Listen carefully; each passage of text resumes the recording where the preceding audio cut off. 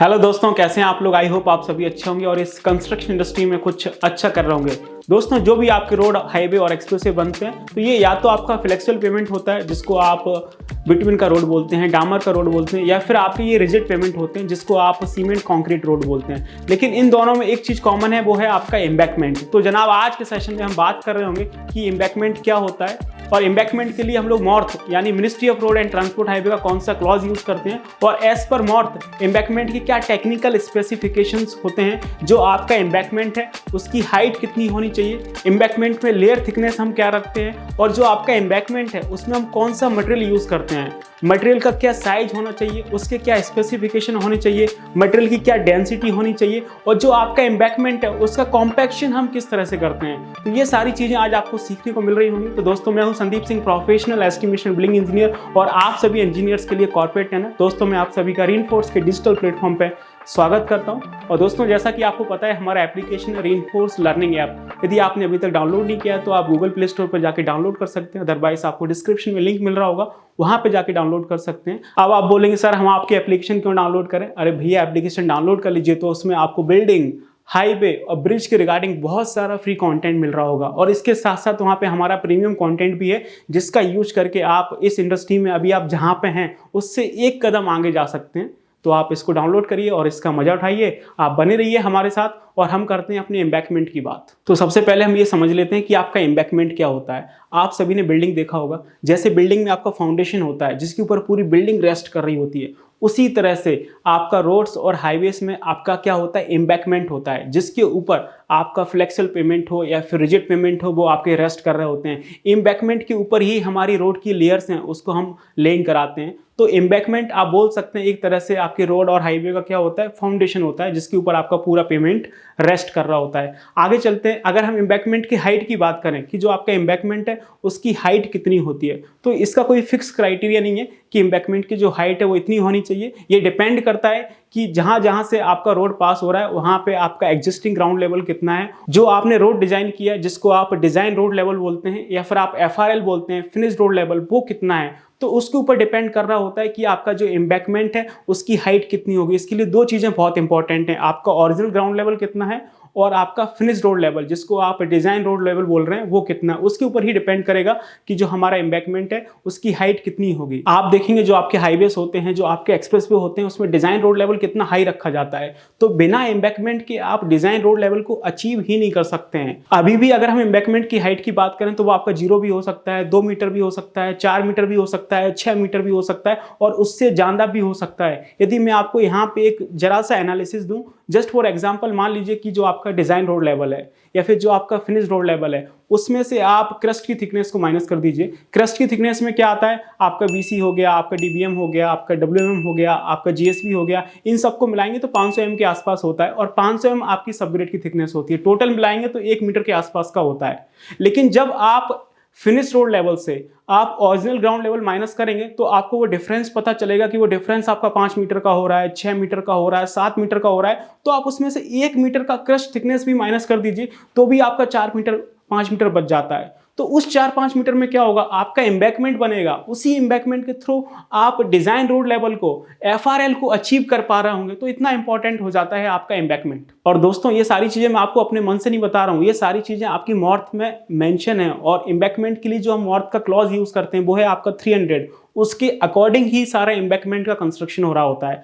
आगे चलते हैं, नेक्स्ट हम बात करते हैं कि आपका जो एम्बैकमेंट है उसमें हम क्या मटेरियल यूज करेंगे। अगर हम एम्बैकमेंट और मटेरियल की बात करें तो उसमें आप सॉइल यूज कर सकते हैं, आप मोरम कर सकते हैं, आप ग्रेवल यूज कर सकते हैं। अदरवाइज जो आपका फ्लेक्सिबल पेमेंट है, रिजिड पेमेंट है, आपने उसको डिसमेंटल किया है, कोई स्ट्रक्चर डिमोलिश किया है, तो जो मटेरियल बचा हुआ है उसका आप यूज कर सकते हैं। और इसके साथ साथ आपको क्या यूज नहीं करना है, तो आपको किसी भी तरह का कोई ऑर्गेनिक मटेरियल यूज नहीं करना है जिसमें आपकी जो ट्रीज हैं उसका स्टंप हो, उसकी रूट्स हो, कुछ आपका गार्बेज वगैरह हो, कुछ रबिश मटेरियल हो, ऐसा कुछ नहीं करना है। आप चाहें तो इसमें एक्सपेंसिव सॉइल यूज कर सकते हैं, बशर्ते आपको ध्यान ये रखना है कि जो भी आपका सबग्रेड का लेयर है उससे 500 mm नीचे तक आपको एक्सपेंसिव सॉइल यूज नहीं करनी है। जैसे ब्लैक कॉटन सॉइल है उसके नीचे आप यूज कर सकते हैं, कोई मसला नहीं है, कहीं कोई दिक्कत नहीं है। जस्ट फॉर एग्जांपल, जैसे आपकी जो एम्बैकमेंट है उसकी हाइट 2 मीटर है तो आप ऊपर से 500 mm छोड़ दीजिए, बाकी नीचे 1.5 मीटर में आप एक्सपेंसिव सॉइल यूज करिए, कोई मसला नहीं है। इस तरह से आप चीजें कर सकते हैं। बाकी और भी अगर हम सॉइल क्वालिटी की बात करें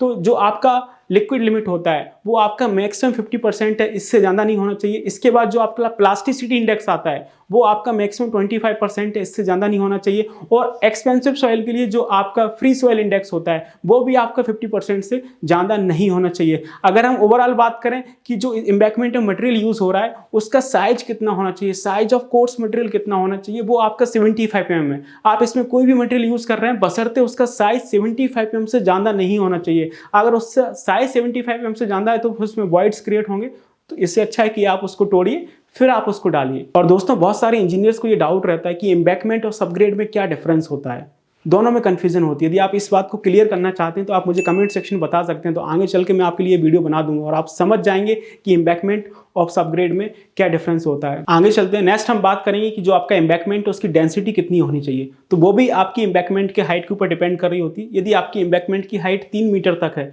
तो वहाँ पे जो आपकी डेंसिटी है वो आपकी 15.2 किलोन्यूटन पर मीटर क्यूब से कम नहीं होनी चाहिए। यदि आपका हाइट 3 मीटर से ज़्यादा हो जाता है तो उस केस में जो आपकी डेंसिटी है वो आपकी 16 किलोन्यूटन पर मीटर क्यूब से कम नहीं होनी चाहिए। आगे चलते हैं, नेक्स्ट हम बात करेंगे कि कॉम्पैक्शन किस तरह से करना है, जो आपका एम्बैंकमेंट है उसका किस तरह से कॉम्पैक्शन होना चाहिए। दोस्तों यदि आप 250 mm का लेयर थिकनेस रख रहे हैं तो आपको कम से कम 8 से 10 टन का बाइबेटी रोलर यूज करना है। तो आप 250 mm की लेयर डालिए और उसके ऊपर से फिर आप 8 से 10 टन का वाइब्रेटरी रोलर चलाइए।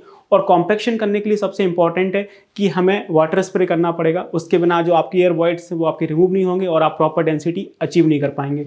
तो उसके लिए वाटर स्प्रे करने के लिए हमारे पास क्या होता है कि कितना वाटर डालना चाहिए, तो वो आपका OMC के अकॉर्डिंग आता है, ऑप्टिमम मॉइस्चर कंटेंट। इसके लिए हम लोग क्या करते हैं, आपका जो लैब होता है उसमें हम लोग प्रॉक्टर हैमर टेस्ट करते हैं, स्टैंडर्ड प्रॉक्टर टेस्ट करते हैं, जिससे निकाल के लाते हैं कि हमें कितना OMC चाहिए। OMC क्या होता है, minimum water content at which we get the maximum density, वो आपका OMC होता है। और उसी के अकॉर्डिंग हम लोग क्या करते हैं, आपके वाटर को स्प्रे करते हैं ताकि हमारा प्रॉपर तरह से कॉम्पैक्शन हो सके। जो आपका OMC है उसमें भी आपको टॉलरेंस दिया जाता है कि जो भी आपका OMC है उसमें आपका -2 +1 का टॉलरेंस रहता है। इतनी चीज़ें आप टॉलरेट कर सकते हैं, इसमें कोई मसला नहीं है। अब आगे चलते हैं कि इसकी रोलिंग कैसे करते हैं। तो रोलिंग के लिए आपको पता है हम लोग वाइब्रेटरी रोलर चला रहे हैं, लेकिन उसकी स्पीड है वो 5 किलोमीटर/आवर से कम ही रखनी है, क्योंकि स्पीड जितनी आप कम रखेंगे उतना आपका जो रोलर है वो पेमेंट के ऊपर ज़्यादा रहेगा, तो रोलिंग अच्छे से हो पाएगी। अगर आप स्पीड तेज कर देंगे तो रोलर फटाक से निकल जाएगा, लेकिन उसके ऊपर लोड डिस्ट्रीब्यूट नहीं हो पाएगा।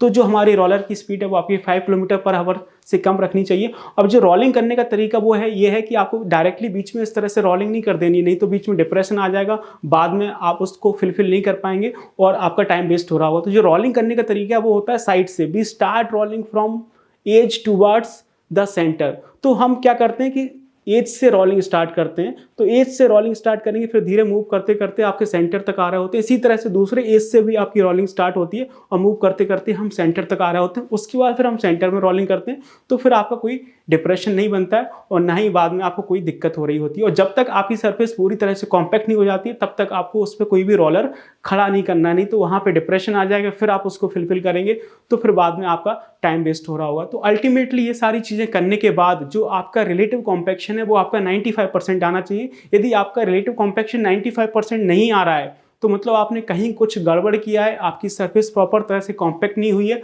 और आपका बेड फेल माना जाएगा।